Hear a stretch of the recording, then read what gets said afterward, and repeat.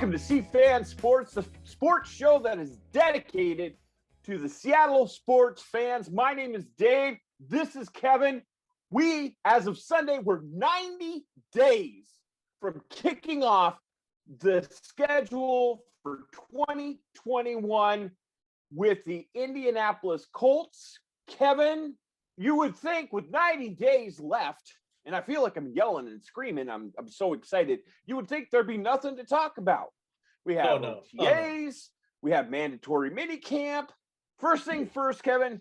You and I always have stuff to talk about. Right. We can talk about the rocks that aren't moving on the ground. That's what we can do. But we are going to take this to a new level. So, Kevin, our number three, mighty number three, came out and spoke this week.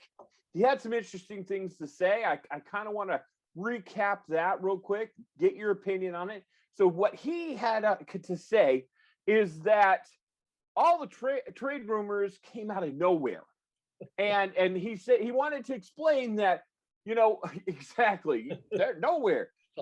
He wanted to say that he gave his agent 4 teams that if perhaps Seattle got unhappy with him, these are the places that I would accept a trade to and waive my no trade clause.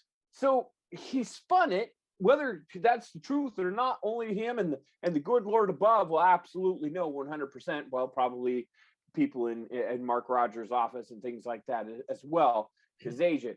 But the simple fact is that Russell is adamant that everything is hunky-dory. He is here to stay. He drew the Seattle Seahawks name out of a hat, read it. This is where he wants to come. He wants to finish his career here. Kevin, do we take Russell Wilson at face value? Yes. And the reason why I say that is because technically he never asked for a trade. If you look back on anything he said, he never asked for it. He complained, he was whining, and he did a bunch of other stuff, but he never directly came out and asked for a trade. Now, his PR team, his manager, Rogers, absolutely made it seem like Russell wanted out. He wanted to be somewhere else. He wanted to be at a winner that was going to let him pick and choose who's on his team, who's not on his team, who, he just wants everything. And that's the way Mark Rogers came out and made it sound, in my opinion. Now, Russell never said that. Russell just complained to a couple of people, but nobody between Russell Wilson, Pete Carroll, John Schneider, they came out and kind of put the fire out. They just let it fester. I think they were having fun with it. I don't know. I don't think they let it fester. I just think that they felt it was beneath them and they weren't going to comment on that. And today, Pete Carroll has a press conference. Russell Wilson comes up, puts his arm around him, looks at the camera and says, "We're just friends." John Schneider's in the corner giving the peace sign. So as far as we know, on June 15th, 2021, all's good in the neighborhood. Okay. Exactly. But I just have the sneaking suspicion that if we have another bounce in the first round next year, 2022, if we're out of the playoffs before it's even started, I have a feeling that this will rear its ugly head again and that we will be back at the same place we were at the end of this season. And he will be, unless, it's a fluke thing, we have injuries that can be easily explained away. But I just feel that Russell feels that he's being hit too much and we have put the team around him that he feels that he needs. And I think, we could end up in the same position. And I think that's why Seattle has not restructured his contract. Agree or disagree? Agreed. Yeah, I totally agree with that. I do believe, though, if it does rear its ugly head, they got to get to the bottom of it and figure out who caused the issues and what is causing the issues and deal with it. Well, we dealt with it last year. We got rid of Brian Schneider. He took the brunt of last year. Yep. Now, before we move any further, Kevin, I got to speak to the people that listen to the show. If you like our content, subscribe. If you think that what we just talked about is absolute baloney, give us a thumbs down and tell us in the comments. If you think that we're right on, please We love to get constructive criticism. We also like to get some good comments telling us that we're attaboy, because I will do anything for a treat. So, I will take that attaboy from you guys. That's what I wanted to tell us your opinion. Absolutely. We want to hear your opinions in the comments below. So that's what we have to do. So speaking of being with a winner, Kevin, the questions I have currently right now, as after we've dealt with all the rest of this talk, is we're going to move to our defensive quarterback. Okay. Mm-hmm. Bobby Wagner. Now, Kevin, I can go over here to my fridge. I can get in my fridge and I can look at what's close to being expired and what is expired. I can do the smell test, everything like that. And there's going to be stuff that's right on the cusp of expiring. Is Bobby Wagner on the cusp of expiring and becoming just an average middle linebacker for us? Okay. Average with Bobby Wagner is still going to be great, probably. But you've also seen players like Urlacher, Kuechly, fall off quickly. It's another reason that I don't think we've restructured his contract to bring him back. Now, if I look across the United States to Massachusetts, I see Bill Belichick saying, all right, I've got this quarterback, same age as Bobby, defensive rookie or defensive player of the year 2 years ago. And Bill Belichick, who again might be a genius, I don't know. A lot of people think he is saying, you know what? I'll deal him because I feel like it smells okay. I might eat it today, but definitely not tomorrow. We're smelling it going, well, we might take a chance on that cornerback, but we've also got our own with Bobby Wagner. I don't have any doubts he's going to play for us this year, but Correct. I'm talking past this year. Well, let's put it this way. The average linebacker, they peak at 26 years old. They usually stay very consistent from 26 to 30, and then they decline rapidly. Mm. Bobby is going to be 31 this year. He was 30 last year, played very, very well. I mean, I know we're going to both throw some stats around. You've got stats, I've got stats. I still believe that he's probably got 2 to 4 years before he is toast. Now, he's got 2 years left on his contract, this year and next year. Gotcha. I just look at KJ, and who's 32. Mm-hmm. I still think he has a couple of years left. There's a lot of ball. There's a lot of wear and tear on that body. And I know Bobby keeps himself in great physical shape. Now, am I going to sign him for a multi-year contract after this one expires? I don't know if I would do that. Okay. But I know that we have at least 2 years on the contract, and I think the next 2 years are going to be quality. After that, I'm not sure, but I think he has 2 to 4 years before he's out of the league. Well, then would you take a sniff test on Stephon Gilmore then? I mean, you've got your own guy. Yeah. Could you bring in a Stephon Gilmore, and because he's only making $7 million this year? And, yeah, he's got 1 year left on his contract. He would be owed $7 million. I struggle with that one because Bobby's making, I think, $17 million a year. Mm-hmm. Highest paid linebacker, or one of the highest paid linebackers. You got Russell making $35 million a year. You're gonna have to pay Jamal Adams. Mm-hmm. Do you have enough money to pay Stephon Gilmore? Right now, we're $8 million. He wants another contract. Mm-hmm. Can you give it to him? I think corners last longer in the league than linebackers because they don't have as much wear and tear on their body. However, do you go outside of a 2 to 4 year contract with Stephon? I don't know if he can, because I don't know if he's going to be there. Okay. So let me ask you this. I struggle with it because I don't want to pay these guys $15-20 million a year, because Gilmore is going to want $20 million a year because Jalen Ramsey. I mean, there's just no way he's not going to want that. And can you afford to pay all three of the guys on defense, Bobby, Jamal, and Gilmore? I don't think he can. And so I got it. You want a ring, and he could help us. Let me point something out to you, Kevin. Yeah. When Brady went down to Tampa Bay, he took less money. Okay. Correct.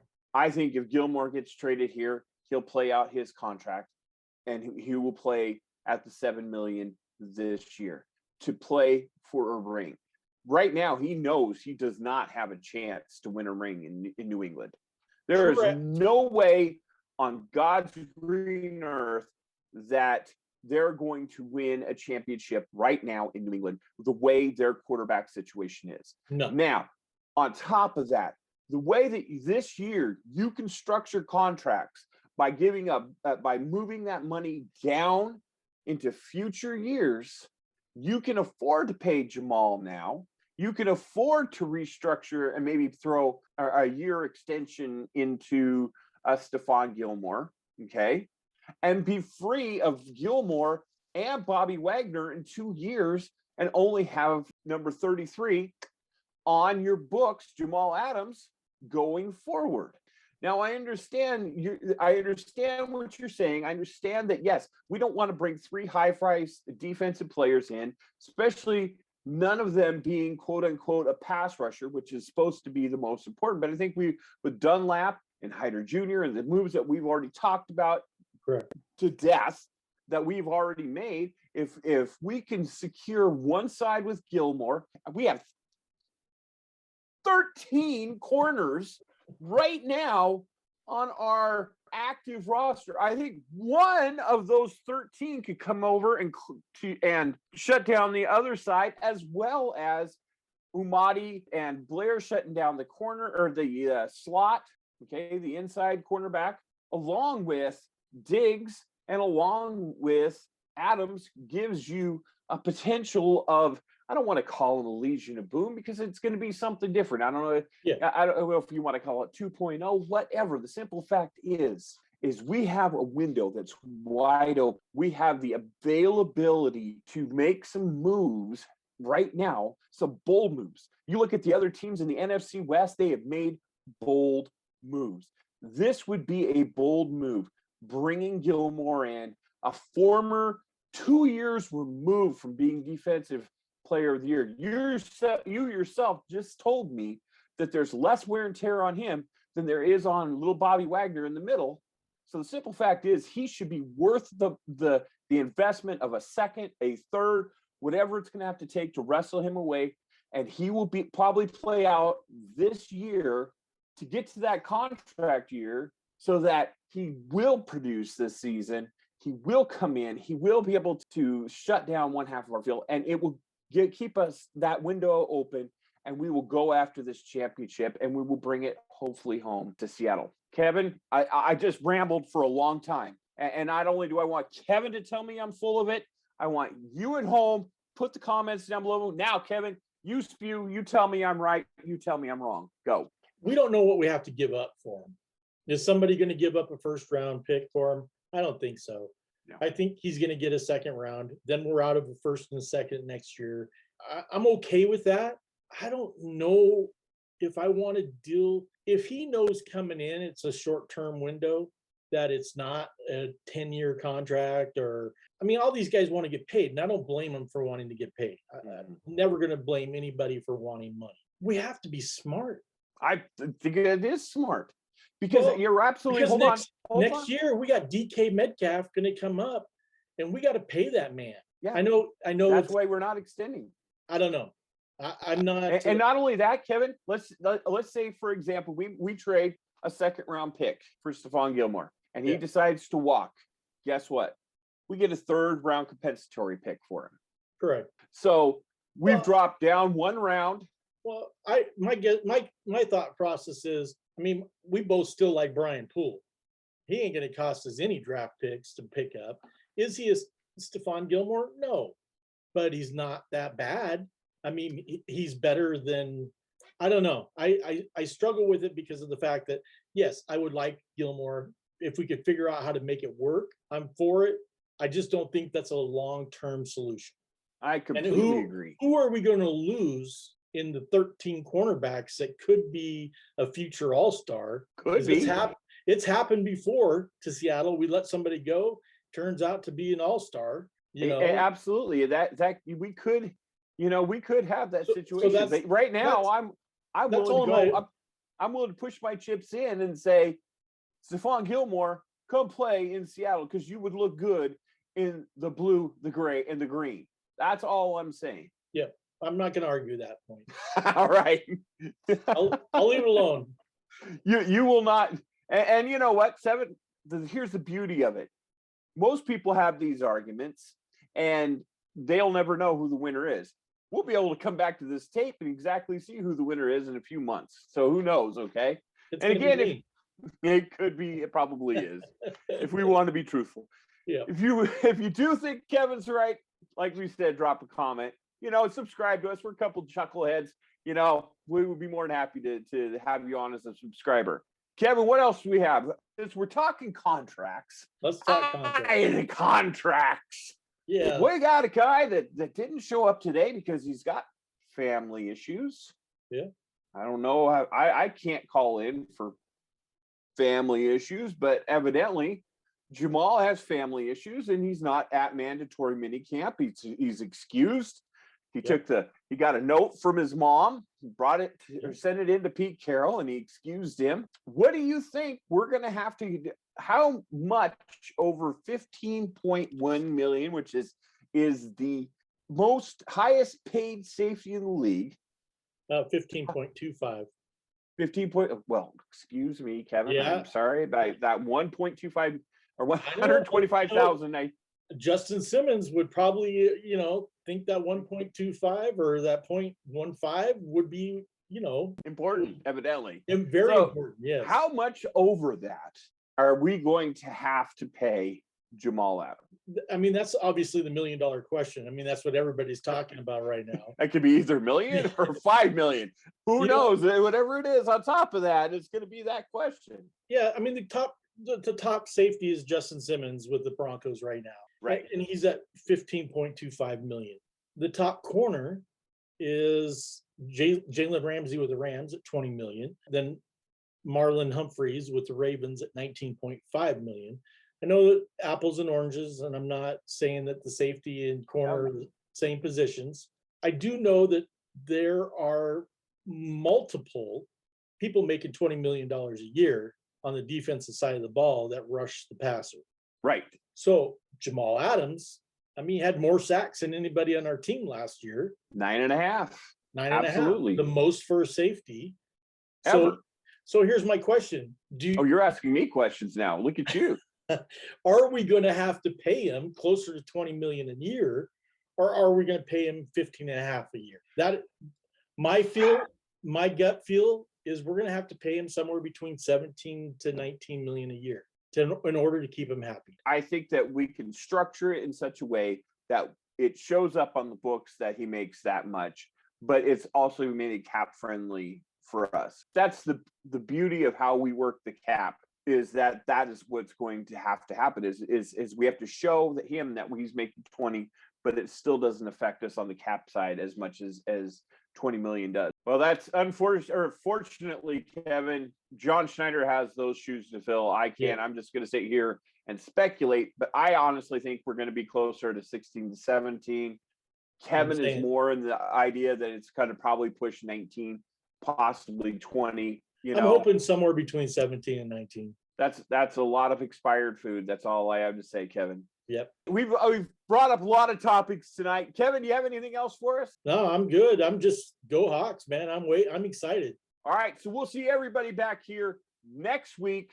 We're going to be super hyped. We're going to probably discuss what happened in the mandatory mini camps. Did Jamal show? Did he sign? That's what we're going to. So stay tuned next week because it's going to be a thriller. I'm Dave. This is Kevin. Peace.